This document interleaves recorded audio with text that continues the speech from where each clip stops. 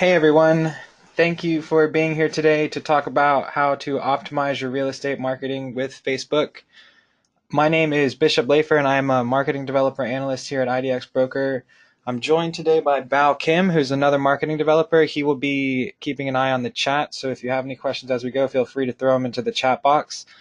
I've got a lot of slides. I kind of want to try and get through those first, but if your question is pertinent for what we're talking about at that time, I'll answer it. Otherwise, we're going to leave some extra time at the end to go over any questions anybody might have. So I guess let's go ahead and get started. Today, we will be talking about how to create a Facebook pixel, how to install that Facebook pixel within IDX Broker's middleware. Then we're going to go over creating custom audiences in Facebook. And then finally, we'll build 2 campaigns and target those campaigns specifically to the remarketing audiences that we go over building in the step before. So let's go ahead and get started. In order to create a Facebook pixel, you will want to first have a Facebook Business Manager account. So you'll want to go create one of those, and you'll also need to create an ad account. So those are 2 prerequisites before you'll be able to do anything with Facebook advertising. Once you've created an account, in order to create a pixel, we'll come into the top navigation, and then under the measure and report section, there's this link for pixels. And then we'll come in here, and it's on the left side, there's this blue button for add new data source. And then we want to make a Facebook pixel. Go ahead and give it a name. This one I just called Bishop Lafer's Ad Accounts Pixel. And then click Create, and then it'll go through this creation of a pixel, and then it'll ask you how you want to install your pixel. And we'll go ahead and choose Manually Install Pixel, the second option. And then if you scroll down to the second section of this modal that pops up, if you hover over the code, you can just click to copy the code to your clipboard. So we'll want to go ahead and do that and save it for later. It looks like Jim asked, can you have more than one pixel to track different ad locations? You can use more than one pixel if you'd like to. You can also use one pixel to do that as well. So it depends on what you're trying to track, but yeah, you can do it either way. So once you've copied the code, the next screen asks you what types of events you'd like to track and choose a category. So we'll choose the real estate category. And then we will go into middleware to install the pixel. And within middleware, you'll want to go to the Designs tab and then the wrappers. And this is we're currently editing a static global wrapper. And we're just going to drop that pixel code that we copied right here in the top in the header HTML. We want to make sure we have an opening HTML tag followed by an opening head tag, a title, and then before we close the head tag, this is where the Facebook pixel will go. And then in the footer, you want to make sure you have an open body and a closed HTML. And then I'll show you here. So just underneath the title, I just pasted in that Facebook pixel code that it was generated for me. And then I hit Save Changes. And then once I've done that, that is successfully installed. And so once we have this pixel installed, we can start keeping track of our audience, or start keeping track of our traffic in order to build audiences that we'll want to remarket to later. So if you want to do like a general branded Facebook campaign and you want to have an engaged audience, you can make sure to target specifically people who have already visited your website. James asked if this is being recorded. Yes, this is being recorded, and you'll get a follow-up email with a link to the video. Or if you want to, say you have a save link, you want to, for a specific neighborhood, and you want to remarket ads to people who have looked at that specific neighborhood on Facebook with images, or maybe like a image of a listing, your specific listing that exists in that neighborhood, then you can do that as well. And we're going to go over all of that today. So to create a custom audience using your pixel that you just installed, we just come back into the Ads Manager account. In the navigation under Assets, there's this Audiences link. And then we'll come over here into this tab, and we want to, this top blue button, Create a Custom Audience. And we're going to build an audience using website traffic. So there's a lot of different ways you can build custom audiences, but the ones that we're going to use, or in order to use a Facebook pixel, you want it to be website traffic. And so the first remarketing audience that we're going to build is just generic all website visitors. And I suggest, personally, for IDX Broker, we open this window up. The default is 30 days, so we want all website visitors in the past 30 days. I typically open it up to 90 days. So I change that, and then I give my audience a descriptive name so it's easy to find, because if you start doing this, you can find it's really easy to build audiences, and so you can kind of get creative with your marketing and your remarketing campaigns. Rory asked, should you have a separate pixel for subdomain? No, you should not. You should have one pixel. And what is the best practice for installing it? I went over how to install it in middleware because I know that that's true for all IDX Broker clients. However, if you're using a content management system, and like WordPress or something, there it might be a better idea to install it using a plugin. Or if you're an IDX Broker home client, then there's actually a section within the equity framework where you can paste the code there. If you're using like Wix or Squarespace, I think that there's a section also within those GUIs. So it really kind of depends on what your CMS is. I just went over how to install it on within IDX Broker because you can put it in your static wrapper, global wrapper, and then it'll be on all of your IDX pages. So make sure as you're going through and creating these audiences, you want to give them descriptive names so that you can come back and find them easily, because you can also do things like build lookalike audiences based on these. So using Facebook, you can, it's called a lookalike audience. If your audience is a big enough sample, then Facebook will build another audience of users who have similar signifiers as the audience that you've built. So once we've saved that, it'll show up in the list and it'll tell you here we've got the name and then what type is it. It's custom audience from website traffic. The size currently is below 1,000, but it's populating because as you get traffic, this list will continually grow because people stay in the list for 90 days, and as new people come, they get added to the list. And then the availability is ready. So that means that you can go ahead and start using this to target ads to immediately. But we're going to make a second audience. So like I spoke about the example of using a save link for a specific neighborhood. We want to make an audience for people who only go to that specific page so that we can then show ads to those people for homes that are available in that area. So we'll do the same thing, but this time instead of all website visitors, where it says people who visited specific web pages, that's a drop down, and I just started typing in pages because I know that I wanted people who came to the specific page. And then I opened up that window from 30 to 90 days. And then the URL contains, and I just put /neighborhood in my area, but it could be like in the ad example, I'm going to show you the neighborhood I called just Sunset Neighborhood. So it would be /sunset-neighborhood. So whatever your save link URL is, you want to make sure that the URL contains and then whatever the trailing section of your save link is. And then we'll create or give it the audience a descriptive name. So this one's neighborhood page visitors. And then we'll click the create audience button. And then it tells me that our audience has been created. And so once we've created an audience, now we want to go target some ads to those audiences that we've just created. And so we'll go over two separate campaigns. The first one just being a general branded remarketing campaign for all site visitors. And in order to do that, we would start by coming up to the top drop down menu again, and then in this quick menu just where it says ads manager, and we'll click on the ads manager. And then we want to create a new campaign, and it's asking us for an objective. For the time being, we're just going to use traffic. Maybe in the future, I think I might do a part 2 to this and go over how to track conversions using Facebook and Facebook Pixel, and then we can target campaigns, set the campaign objective to run to get conversions, but that will be like a part 2. And also I think in a part 2, we're going to go over how to use Google Ads to drive traffic to your site and then capture your traffic in these remarketing audiences. That's how it's really useful, because you're not going to get new traffic from these ads. This is going to be more a little further down your sales funnel. So this is someone who's already engaged with you and has been looking for a house. And so this is just, maybe they've left your website and now they're browsing on Facebook. They'll see an ad for your real estate firm or an ad for a specific neighborhood available, but it's branded to you. And then they can click to your Facebook page, or you can build it so that there's just a link to your website, however you want this person to get in touch with you. We're going to start out by giving our campaign a name. This one's just general branded, and so we'll call it, my imaginary real estate company is called Lafer Luxury Real Estate.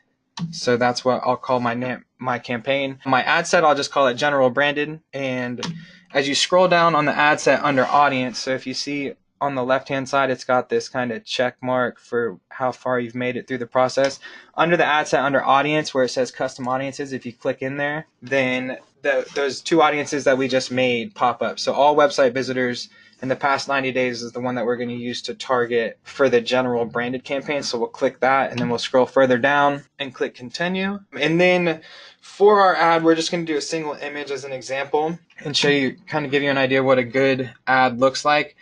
For this ad, I use an image that's 1200 pixels by 628 pixels because that looks really good on a desktop. There are some links as far as what sizes you should use from Facebook that you can get if you're like more interested in maybe running an ad on mobile. Then you might want to use a different image size. For instance, on the right hand side, you can see here it says image recommendations being 1080 by 1080, and that's because it's square and it looks good on a mobile news feed. But this, instead, I use an image that's 1200 by 628 because I'm going to change the placements on my ads so that it only shows up on desktop, because I found that for my desktop traffic, my ads convert better. And so I'm going to remove the mobile and use an optimized desktop ad. But that might not work for you. It's all about looking in your analytics and determining what segments of your traffic are more valuable and then catering ads towards those segments. And so for the actual ad itself, we need to choose a page. So yeah, and also in order to advertise on Facebook, you have to have a Facebook page that you can link to your ads account and your business manager account.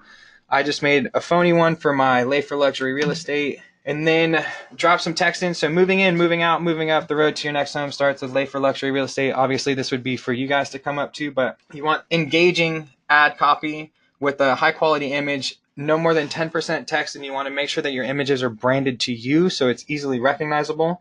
And then you put the URL in, and then also make sure that you throw in a newsfeed link description, because it's just another opportunity for you to get more information across or engage your potential customer a little bit more. And so once we put all that stuff in, we'll hit confirm, and then we can see that our campaign has been set up. It's in draft and it's starting to publish those changes.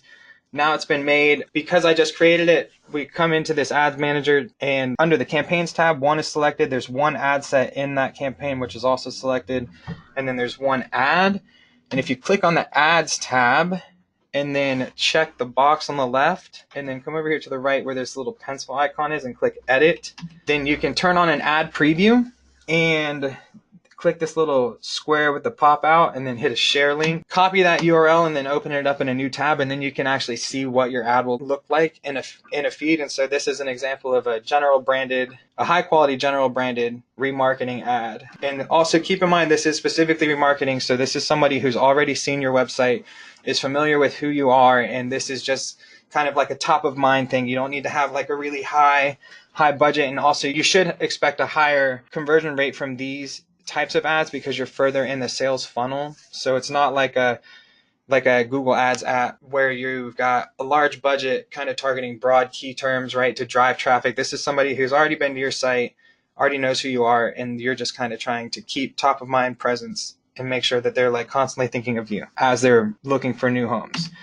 And so even more specifically targeted using a custom audience would be using remarketing for specific save link. So we'll make a neighborhood specific remarketing campaign this time using a ad copy and ad creative that's tailored specifically to a user who had already looked at a page on your website for a specific neighborhood. So in order to do that, we'll come back to the ads manager and this green create button on the left. And then again, we're going to use the traffic objective. We'll give the campaign a name. We'll call this one Sunset Neighborhood Remarketing because the example that I use is we'll call it Sunset Neighborhood. It looks like Sabine, or apologies if I get your name wrong, asks, do we recommend creating different pages for the ads or always use the same page? For this example, for the general branded, I would just use your home page.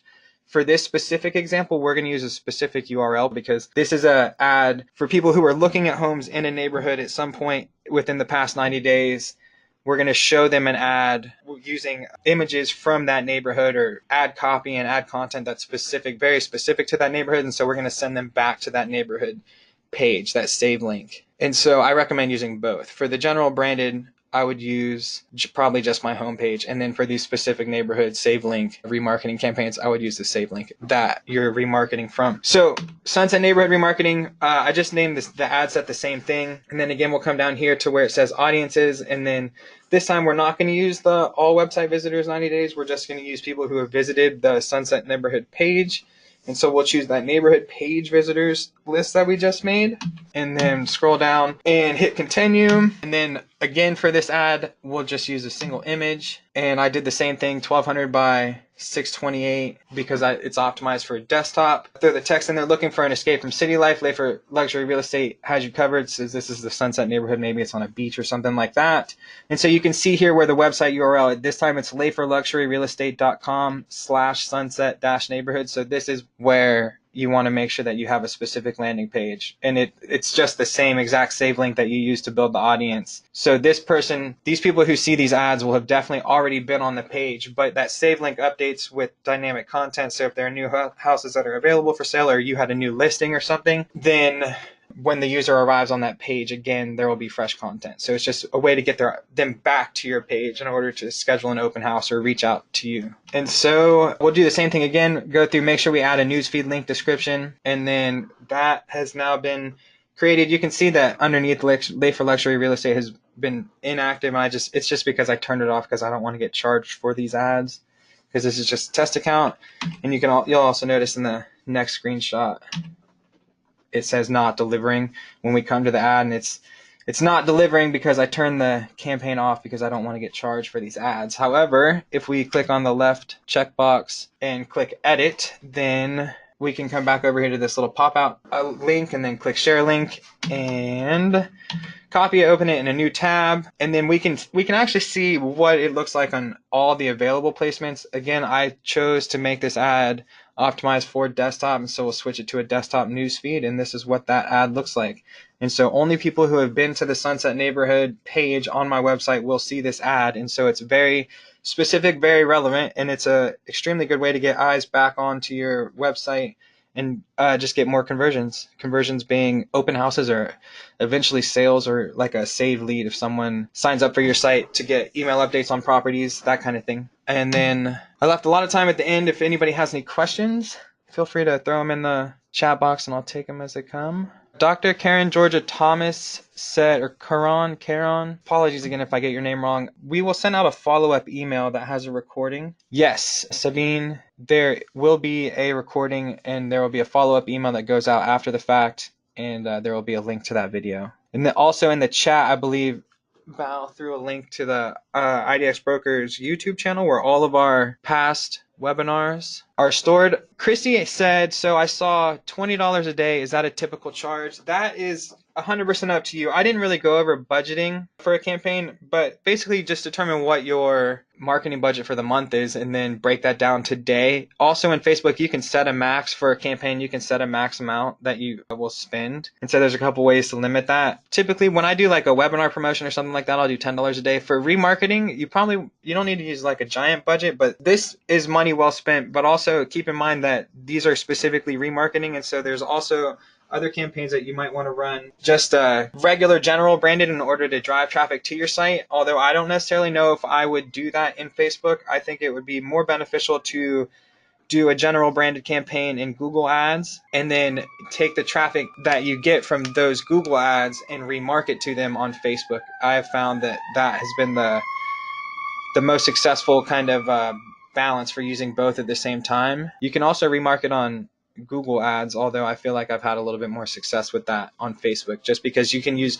more engaging ad copy and ad content on Facebook. I gotta scroll up real quick. I feel like I missed a question or two. And Robert asks, are we seeing video ads performing better than static images? Facebook says that video ads are more engaging. I think that depending on the purpose, they're both successful. I think with video, I wouldn't necessarily expect so much direct conversion attribution to a video campaign. Instead, I think that I would do maybe like a kind of a general, very, very top of funnel video ad, kind of like as a catch-all for generating new business, and just like emphasize my brand and maybe put like the words for the big neighborhoods I sell in. So I'd make sure to do a short video, and I would do the video on Facebook, probably like kind of using Facebook as television, but I would do maybe 30-second video, making sure to emphasize brand and emphasize the neighborhoods that I sell in, and then also at the same time be doing Google Ads, driving new traffic to my site to these specific neighborhoods that I have the video for, and then I would be doing remarketing with Facebook the same way that I just showed you using simple images. Or you can also remarket with video too if you're using an original video ad and you want to like create a full loop within Facebook. Then just do a general Facebook video ad and then build remarketing audiences based on that, and then show other clips of the video as a remarketing campaign, like maybe in-stream ads or something like that. So I don't know. Facebook will tell you that video is more engaging, but for what this specific purpose is, as far as remarketing to your audience, I don't necessarily know if this part of your funnel video would be the most successful. I think the video could be successful as a very high top of funnel use for a real estate agent. Nina asked, could you please remind us where to add Facebook pixel in IDX Broker? I believe that was design, wrapper, global static. Yes. What were the header HTML tags we need above the pixel? I can go back to that slide and show you. All right, so this is what it looks like. So you just need to make sure you have an opening HTML tag, an opening head tag, your title tag, meta description, that kind of stuff goes in here. And then before you close the head tag, you paste in your Facebook pixel snippet and then close the head tag, open a body in the header, and then in the footer section, you want to close the body and close the HTML. Dwayne asked, if you upload a sphere of influence file and use that to create a lookalike audience, can the file just have phone numbers and email addresses? Yes, it can just have phone numbers and email addresses. It doesn't have to have a first or last name or anything like that. And if Facebook has accounts associated with that, if Facebook has accounts associated with any of those email addresses, then they'll be able to determine if it's possible to build a lookalike audience based on that. And if your sample size is big enough, then yes, you can do that. And then Nina says, I'm still getting mixed up between campaign versus ad set versus ad. Seems you need a new campaign for setting budget and a new or different ad set if using different audiences. Is that correct? So you can, yeah, actually that is correct. You can put a total budget on one campaign. You also don't have to run a campaign with a specific budget. You can just do the budgeting via the ad set. So you could have, under that general branded campaign, we could have just a general branded, the video could go under that campaign, and one ad set being called the ad set being called general branded video. And that's not targeted to a custom audience. That's like targeted to geolocation in your area, right? So just around a neighborhood, or maybe you want to kind of blanket the city that you live in or something like that. So you target it to whatever your demographic is of customers. So if you know that majority of your customers are men who are 35 to 60, or if it's like a woman or if it's first time home buyers, those types of things, you can build an audience based on that information too. And that could go in your general branded campaign as its own ad set. And then you could also have the remarketing ad set in there as well. And you can have two different daily budgets per ad set, because you do the daily budget in the ad set and you manage your budget that way. And then you can just put a budget cap on the campaign if you want to, or you could split the general branded video into its own campaign and then the general branded remarketing into its own campaign. It's up to you how you want to organize that stuff. I mean, there's a lot of information about best practices and stuff, but I don't know if you're not using like a gigantic budget and trying to run like I don't know, like 10, 15 campaigns at once, it's not super important. I typically name my ad set and my campaigns the same exact name.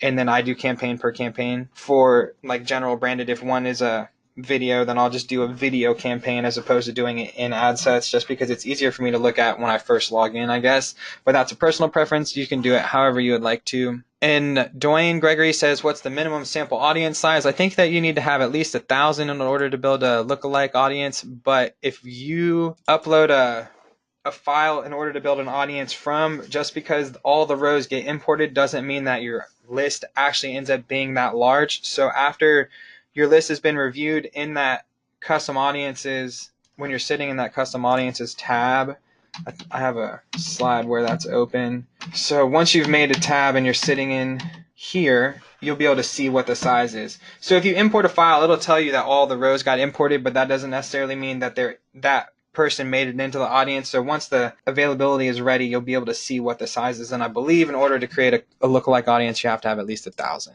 And then let me scroll back up. So then Chris Gailey asked, since middleware pulls equity framework for wrappers, would just placing pixel in equity framework put pixel into middleware wrapper? Yes, it would. So that's what I was saying. I just showed you how to put it in via middleware, because I know that that applies to every single person who would be attending this webinar. However, depending on what your content management system is or how you are using IDX Broker, it might not be the optimal way to install that Facebook pixel. So if you're using WordPress, typically you'll want to use a plugin. If you're using IDX Broker Home, then you'll want to put it in the equity framework. If you're a developer partner and you have a lot of clients, then you can just implement it however you'd like to. You can do it via Tag Manager if you're using Tag Manager already. And we have another webinar over Tag Manager basics and how to implement stuff. And I even show you how to install a Facebook pixel via Tag Manager. Maybe in the follow-up email, I can make sure to include a link to that webinar as well, so that you can see how to install Tag Manager and how to install a Facebook pixel within Tag Manager in order to make sure that it's on all of your pages, because that is one risk that you run by putting it in the global wrapper. If you're not using the global wrapper on all of your pages on your site, then the pixel might not be on all of them. But that's kind of a little bit much. So that's why I just went over how to do it within IDX Broker. And then Chris also asked, can we use geofencing with a custom audience? As far as, yes, you can, but however, that's going to limit your audience significantly. Unless you are doing like high saturation market audience, local market audience, and everyone is within your city. If you try and geofence that down, it might make it too small. None of your ads will actually show. And then Sabine says, do you have other recordings that might help me? I'm more of a beginner with Facebook ads and need to play around with the ads. Yes, actually, I've gone over Facebook ads before. In the follow-up email that comes out after this webinar is over, I'll make sure to include links to the IDX Broker YouTube channel, and I can put the Tag Manager basics, the analytics basics, and the Facebook basics links in there as well. And then Dwayne says it's called a header plugin on WordPress, I think. Yeah, there's a lot of different plugins. We don't provide support for that type of thing, though. So, or for installing Facebook Pixel, it's kind of we can't say that we support it because it's not our technology. So I'm just kind of showing you how to use Facebook stuff. And there's a lot of different ways to install it properly. If you are having trouble, reach out to support and maybe we can help you. Cool. So yeah, Dwayne says it's really easy to use on WordPress. Using sounds like a header plugin, or like I said, if you're an IDX Broker home client, then you can put it right into the equity framework. There's a section for header scripts. So there's a lot of different ways to do it. You could do it with Tag Manager. If there are no other questions, then I guess I'll go ahead and wrap up by saying thank you again, everyone, for being here. I hope this information is useful, and there will be a follow-up email going out, and we'll make sure to include links to our YouTube channel. There will be a link to this video. There will be a link to the Tag Manager Basics video, and then there will be links probably maybe to the one on AdWords and the one on Facebook because they're all kind of tied together. So thank you so much, everyone. Have a great day.